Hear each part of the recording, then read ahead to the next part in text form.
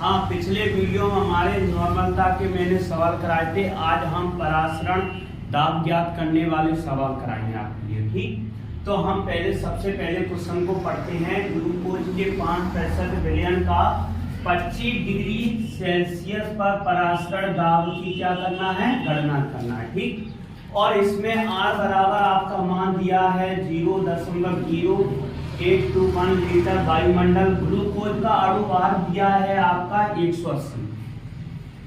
तो सबसे पहले हमें परासरण दाब का सूत्र आना चाहिए। तो परासरण दाब का आपका सूत्र है पाई बराबर WB अपॉन में MB इंटू RT अपॉन में V मतलब आयतन। ठीक, और अब हमें क्या करना है, ये आपका परासरण दाब का फॉर्मूला है। इस फॉर्मूले में हमें इस क्वेश्चन से ही सारे मान निकालना है। तो अब इस क्वेश्चन से ही सारे मान निकालेंगे, तब हम इस सूत्र में रखेंगे। तो देखो कैसे निकालेंगे, तो हम लिख सकते हैं गणना या दिया है। ठीक है, तो यहाँ WB मतलब होता है विलेय का भार। तो विलेय का भार कितना दिया है, 5% मतलब 5। तो आपको WB बराबर लिखेंगे कितना, 5। ठीक है, कितना लिखेंगे, 5।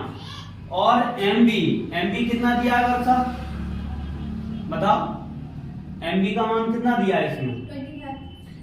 MB का मान मतलब होता है ग्लूकोज का अणु भार। तो अणु भार दिया है 180। कितना दिया है, 180। तो MB का मान आपका 180 दिया है। ठीक, और R का मान आपका दिया है 0.0821। और आयतन पहले टेम्परेचर मतलब T। तो टेम्परेचर आपको मतलब तापमान केल्विन में मान रखना है या सेल्सियस में दिया है, तो आपको केल्विन में निकालना है। इसमें निकालना है केल्विन। तो आप फॉर्मूला देख सकते हैं कि अपना रखा है K बराबर 273 प्लस डिग्री सेल्सियस। अब जितना सेल्सियस में मान दिया उतना हम C की जगह पे रख देंगे। चाहे 25 दिया तो 25 रखेंगे, अगर 20 दिया होता तो 20 रखते। ठीक है, तो K बराबर 273 प्लस कितना 25 ऐड कर दोगे कितना आ जाएगा, 298 आ जाएगा केल्विन। तो आपका आ गया 298 केल्विन। आयतन आपका अब इसमें आयतन निकालना है। आयतन नहीं दिया तो यहाँ 5% मतलब 100 पे चलेंगे। तो यहाँ आयतन मिलीलीटर में 100 मिलीलीटर है। अब यहाँ मिलीलीटर को हमें काय में कन्वर्ट करना है, लीटर में। क्यों, क्योंकि R का मान लीटर में दिया है और ये अपना मिलीलीटर है।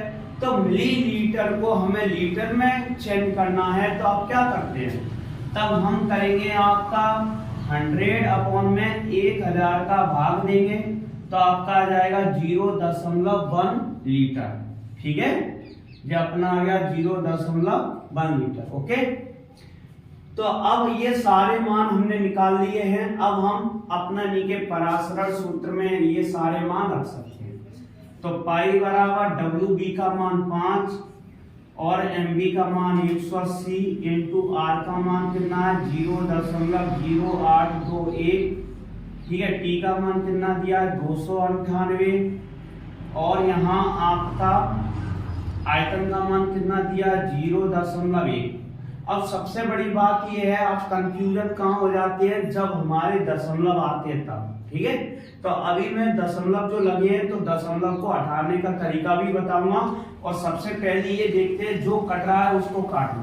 तो यहाँ काटो, 5 एकम 5 और 5 का भाग 180 में देंगे तो आपका आ जाएगा कितना, 5 या 15, 15 या 3 बचे और 0। ठीक है, तो आपका 5 छक्का कितना हो गया 30। तो यहाँ आपका आया कितना 1/36 गुणा।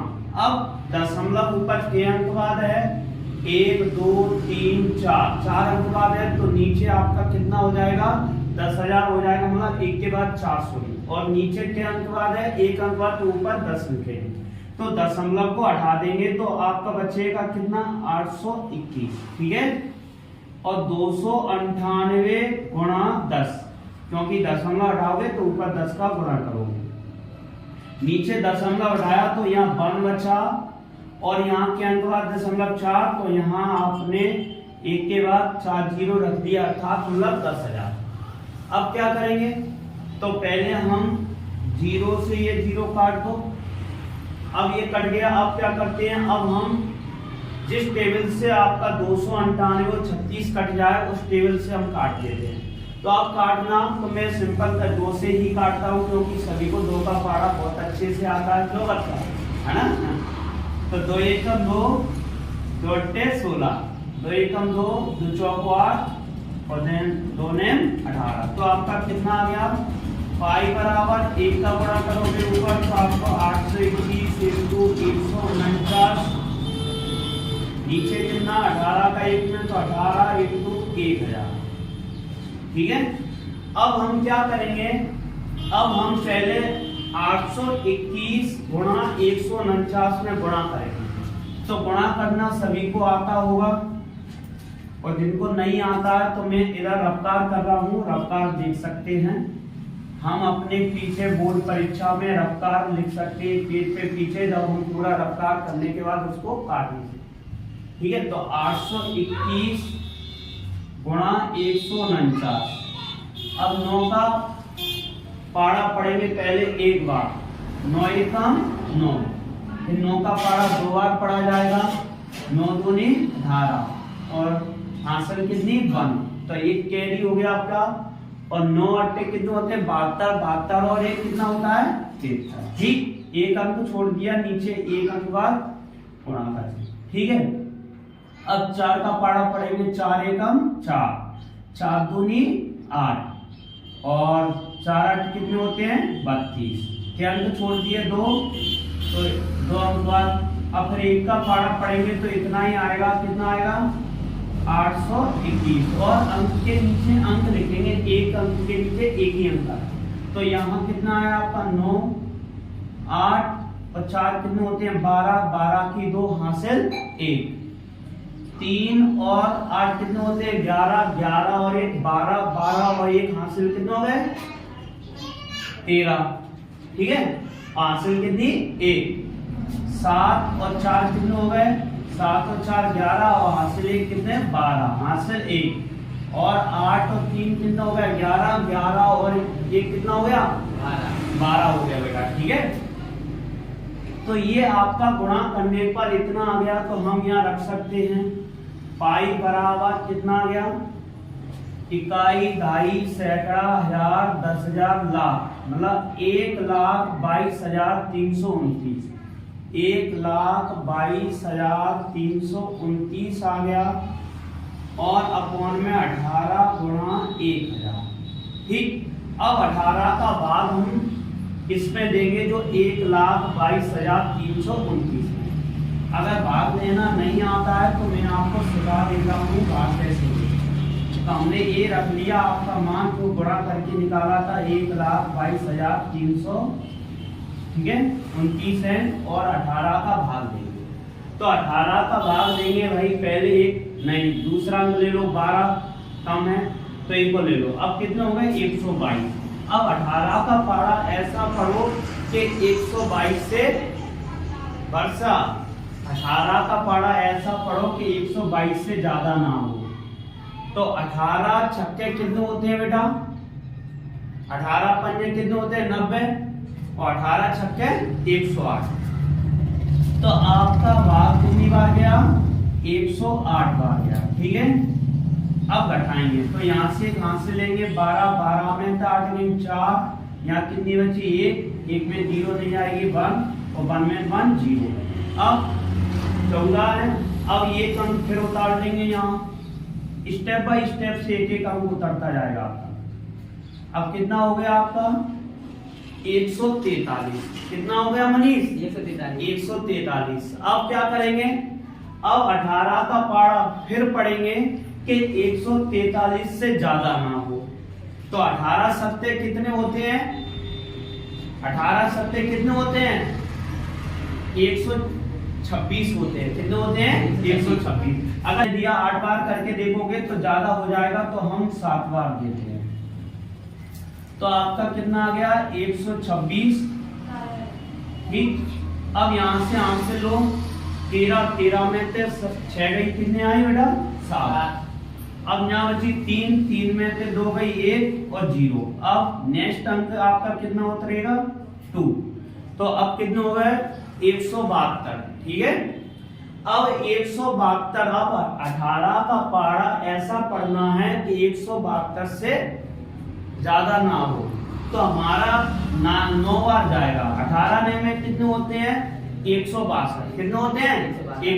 तो यहाँ हमने लिख दिया 162। कितनी बार गया? 9 बार। तो 9 इधर घटाएंगे 0 1 0। अब कितना उतारेंगे? 9। ठीक है, अब 109 है, तो अभी 18 छिट्टे कितने होता है? 108। 6 बार गया तो आपका आया 108। तो यहाँ 1 0 0। ठीक है, अब क्या होगा? अब भाग नहीं जाएगा तो दशमलव लगाएंगे। तो दशमलव लगाने के बाद 1 0 यहाँ आ गया। अब 18 का भाग 10 में नहीं जाएगा, क्यों? 10 कम है। जब भाग नहीं जाएगा तो भाग 2D आप क्या रखे? 0 रख सकते हैं। अब 1 और 0 बढ़ा लो। ठीक है, तो अब भाग चला जाएगा। तो 18 पंजे कितना होता है? 90। तो 18 पंजे 90 होते हैं। आपका बच्चा 10। अब यही आता रहेगा 5 बार। तो आप क्या करो?